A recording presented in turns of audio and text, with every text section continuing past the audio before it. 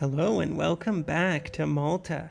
We're continuing the Jurassic Experience with episode 6. In episode 5, we finished the lagoon, which you can see here. I think it turned out very well. We have a lot of species, but ultimately, as I said, it is quite a simplistic build. I put in the restaurants there because people are just so far from anything. It's a very long walk to see everything and quite hot. Today, for the final episode, we're going to incorporate this entire area here. And I think the best thing to do is, I feel like we need another little hill here. Or, well, I wouldn't call it a mountain, but, I use that word very loosely. But I'll try to say hill. So I'm just going to create more of the hill structures that you can see I've created in the background, but I think it's good to show you a little bit of the creative process here instead of just making it appear. I think that it is good to do. So the way I do it is pretty loosey-goosey, right? What was that from? School of Rock? Loosey-goosey. But yeah, I like to do it pretty relaxed. I try to blend textures a little bit, but also ultimately keep it simple because the base ground texture is pretty good on its own. Especially when most of the ground itself has foliage on it, the base ground texture actually looks pretty good. As like a sandstone hill sort of design, especially when we start to get the plants around it, then it really starts to look good.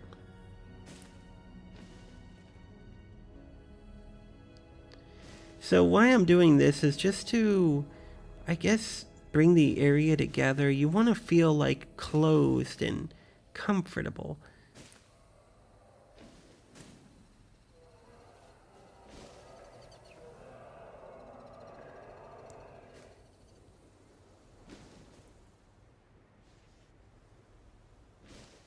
So we're just going to go around the outside here.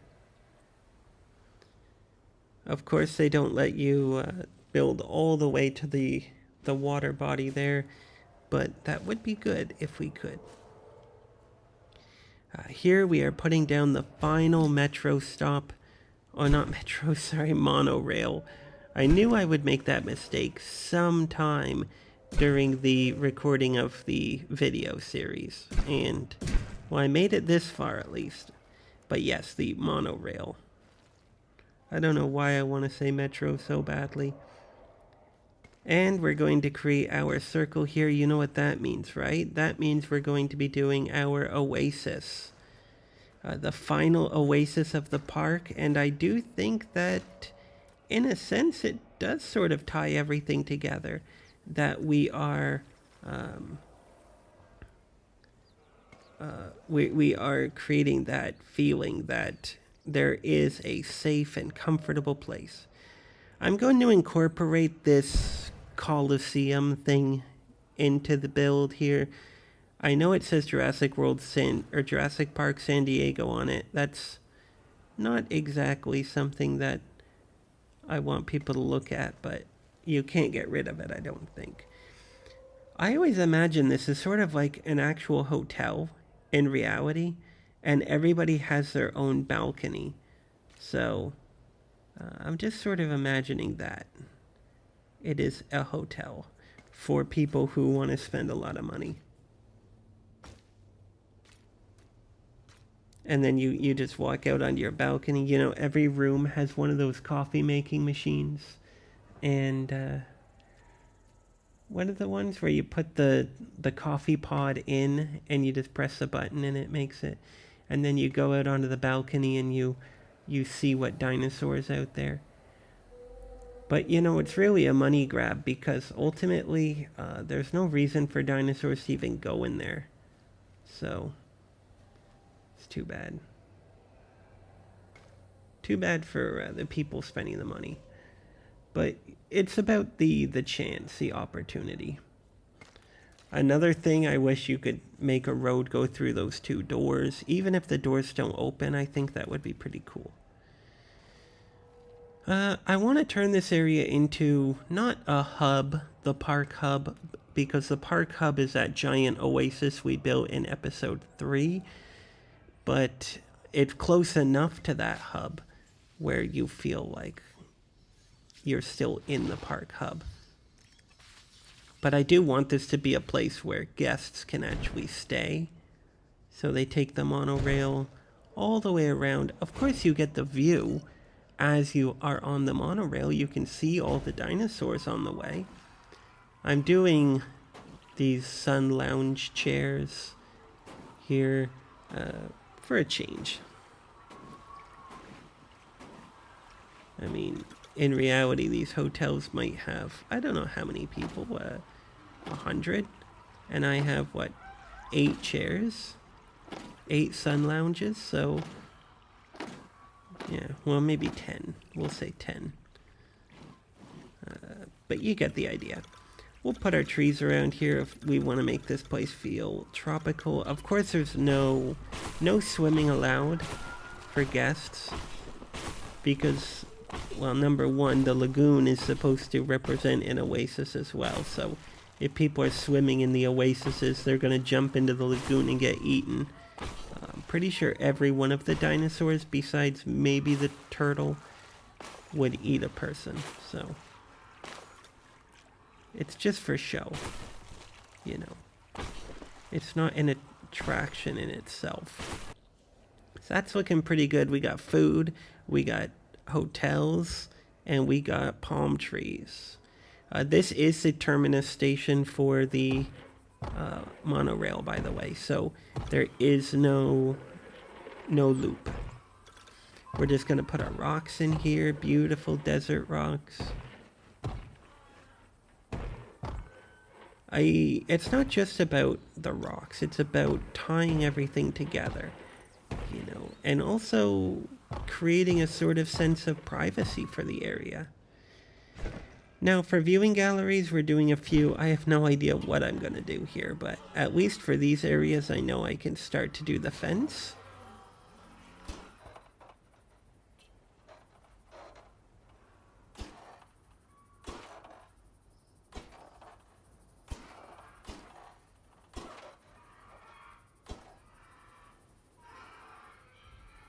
So we're just going to go along the outside of these trees. I really don't want to get rid of any of those trees. So that looks pretty good there. Here we can do an observation tower. I'm using I believe it's the Jurassic Park one itself with the cage instead of the glass. It would be good for ventilation, although it'd probably be very hot in there. On this side, we're going to do the same, not a huge enclosure.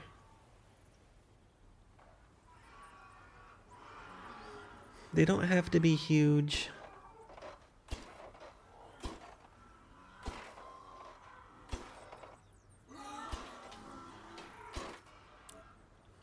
And we'll do the water bodies here while we just do these 2 enclosures for now before I get a feeling for what I want to do with the larger area there.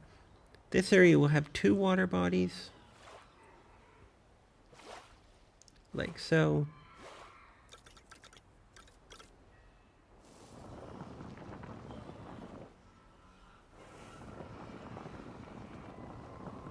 Which is nice. That's good. We attach them together.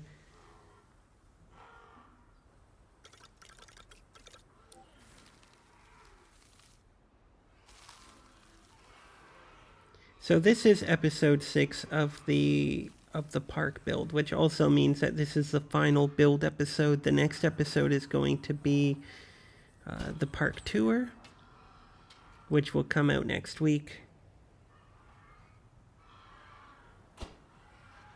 So that will be something to look forward to.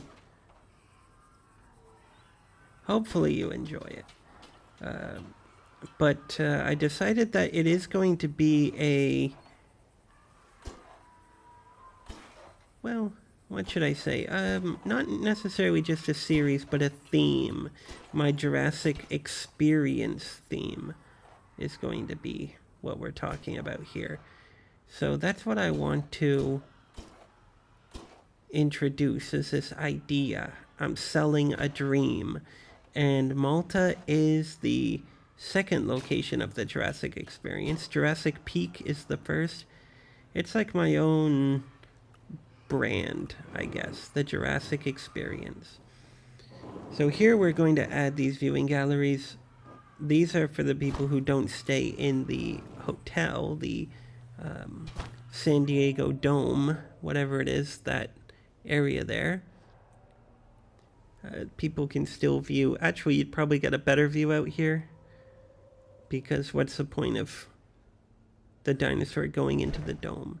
I'll put down another 2 viewing galleries, and then I will make the enclosure here. So this episode has a total of 1, 2, 3, 4 enclosures, I believe it is. 4. 1, 2, 3, 4, yeah. So we got 4 enclosures, but we still have a lot of space, so let's work with it. Let's see what we can get accomplished here. Because negative space is not your enemy in Jurassic World Evolution. It can become your friend. You can decorate these spaces just as well as you decorate your enclosures. So that's definitely one thing I've learned. And of course the tools they give you, such as the plants and the rocks, actually do help a lot. And the brushes, the paint brushes. I don't think I'd call them texture brushes, but I guess they are in a sense. Here we're just trying to go with our feeling, though. That's what the Jurassic Experience is all about. It's all about feeling. I want you to feel when you come here. I want you to feel certain emotions, certain feelings. They could be good or bad.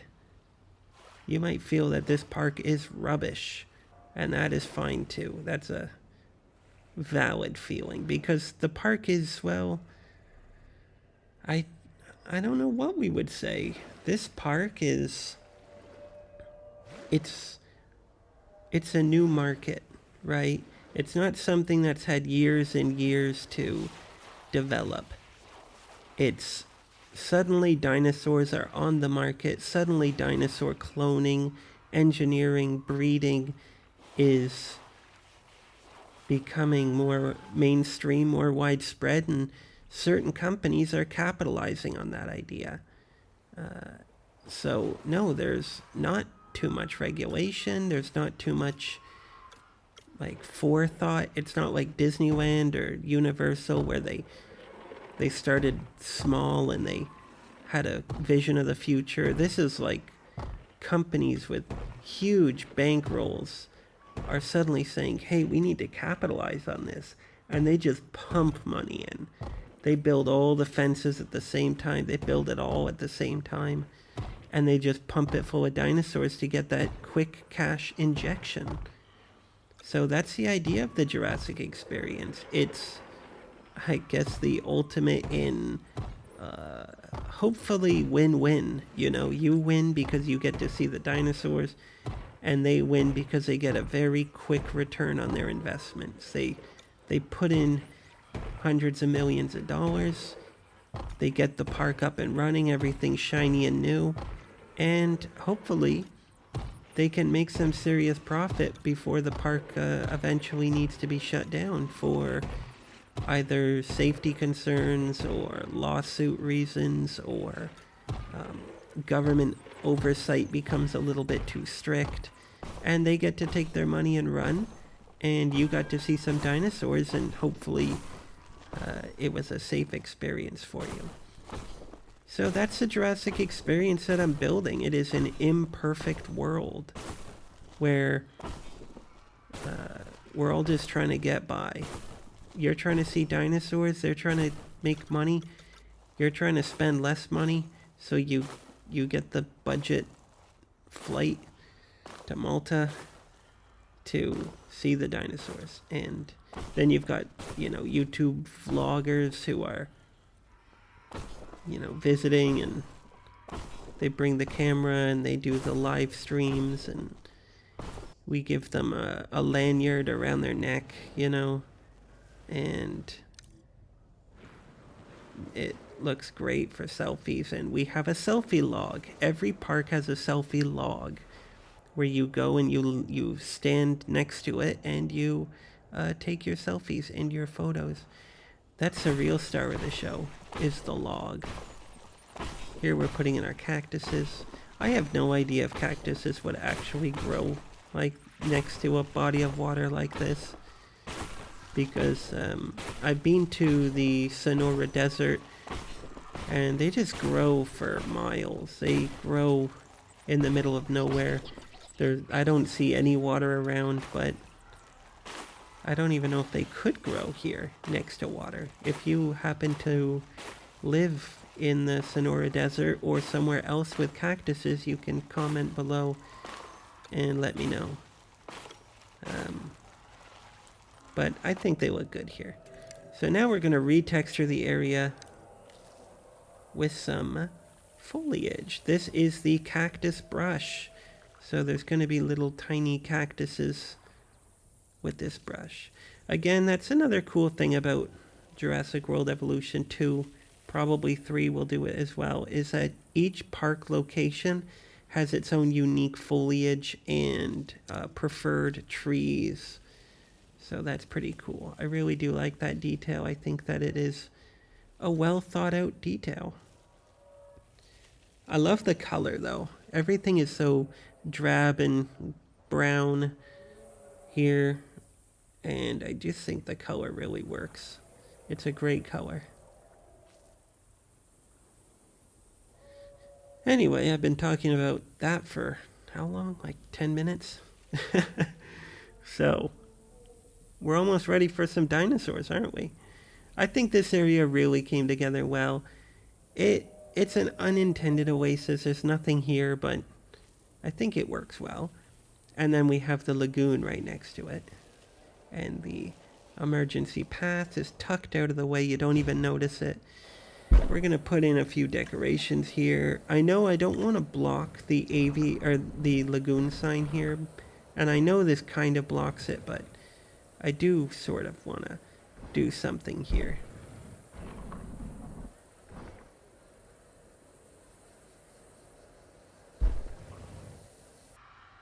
That looks good. Now in here we're going to decorate how we always do it, with our brush. In the background I like to add ideally some taller plants, and in the foreground some shorter plants. What are we going to work with? So we're working with the whatever that plant is.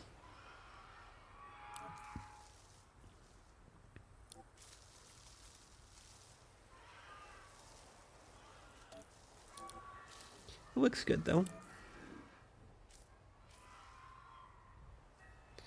Okay, let's get something nice going. Something a bit more bushy. We'll use these ones, I think, the Cycad Grove here. As I said in the previous episode, I can't say I love them. I think the color does not really match the map here. It's a little bit... The colors I do think are a little bit more muted on this map, but it's just still a little bit too tropical. So I am trying to avoid it. But we are going to use it here because we have a lot of space, and my forest brush is not really encouraging the larger trees or bushes. So here we have our other two enclosures here. This one's a bit bigger. And we're using our favorite tool, the rock placement.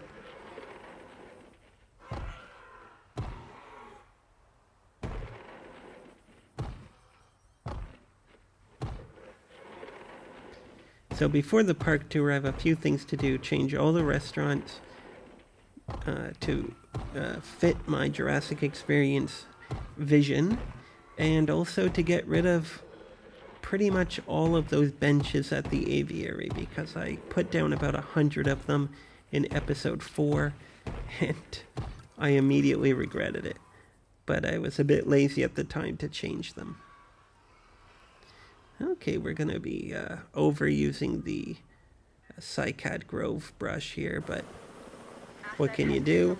Our first guest, our first, what do we call him? Our resident is the Dimetrodon, and I got him with this gorgeous pink, Barbie pink skin and frill spots. And did I go with some other strange color? I guess that greenish one is the other color. But I got the Barbie pink Dimetrodons. You can only see it in Malta. I've got here this handsome fellow, the Mutaburosaurus, with the extremely vibrant nose. I quite like this one. He's got a real big nose. Oh, I thought he was going to make a call. Nope, just gonna scratch that big nose of his. I put him in an enclosure with meat. I will get rid of that. Here we have the Oranosaurus, one of my favorite dinosaurs. I love the back, his big hump, or its big hump. And of course he's got that big platypus face, which is really cool. I hope that this guy can swim in Jurassic World Evolution 3. That would be a cool detail. But actually, I wish a lot of dinosaurs could swim. Anyway, I'll get rid of that meat. What is it? The meat distribution point. Are you point? seeing any resemblance between the Nasutoceratops and modern-day cattle? Look closely at the horns and their relation to the eyes. It's clear to me that as we bring these animals back to life, the connections between the past and the present sharpen, and along with it, our understanding. This is what my science is all about. Very good. Yes, this is a really cool species here. I like the Triceratops family. I don't know what you would call the family of dinosaurs, but I do like them. Here we have the Gallimimus, for real this time. I put a Gallimimus in episode 2, and they gave me a darn Tyrannosaurus Rex instead. You know, I wasn't planning that, so I had to get another Gallimimus in here. I love that pattern on the back, the stripes. He's very derpy. Here we have, what do we have? The Gigantspinosaurus doesn't quite live up to its name. Don't get me wrong, it's big, but manageable. Just watch out for those shoulder blades. They'd ruin anyone's day. So here's another sort of mix between, I don't even know what these are. Are they closer to the Stegosaurus, or are they closer to the Ankylosaurus? But pretty cool. What else do we got here? Oh, yeah. Interested in a dinosaur with an extremely long tail? Then this dinosaur is for you. It's called the Sauropelta. Covered in bony armor, it has long spines projecting from its neck. All that being said, it is a relatively calm animal when placed in the right environment. This one's pretty cool. He does have an abnormally long tail for his body size, but he's really, really cool. What have we got coming up next? I'm kind of going enclosure to enclosure to enclosure and back again. I'm just doing it quite randomly. Classic Triceratops. Gotta have the classics in. This is unusual for me though, because I have the Stegosaurus, the Triceratops, the Parasaurolosaurus or whatever it's called, but I do not have an Ankylosaurus, my favorite dinosaur in this park. So I'm making sacrifices for you guys. Oh, ignore the goat. Asset has been transported. Here we The have... Challengeosaurus. Neat. Really great that we're bringing back all these fast, hungry predators. Even better that I get to stay in the office with locks on the doors. This one's pretty cool. I thought I observed he has some webbed feet, a little bit webbed. But this guy's pretty cool. I guess he must have been discovered in China. Here we have... Where's he going? Where's he going? There you go. I bet I got you with that one.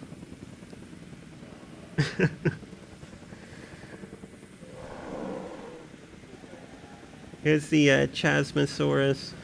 I don't know why the thing's not playing. I could have sworn it would play. Anyways, this guy's got a super Talk about cool the crown. opposite of subtle. And I don't mean Owen. No, this is the Chasmosaurus. It has dynamic coloring and these large openings, called fenestrae, in a frill that rises above its head. This is a dinosaur that says, "Look at me." So, maybe a little like Owen. Yeah, we got... that was a little bit of a late explanation there. I was expecting it 5 seconds earlier.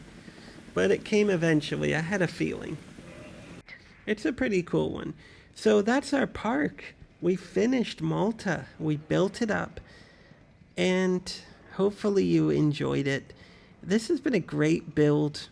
Mainly because it's an opportunity, I suppose, for me to just go with the flow. You know, this park was entirely just by feeling. There was no plan involved. But I hope you liked it. And next week, the final episode and the final episode before Jurassic World Evolution 3. Have a good day.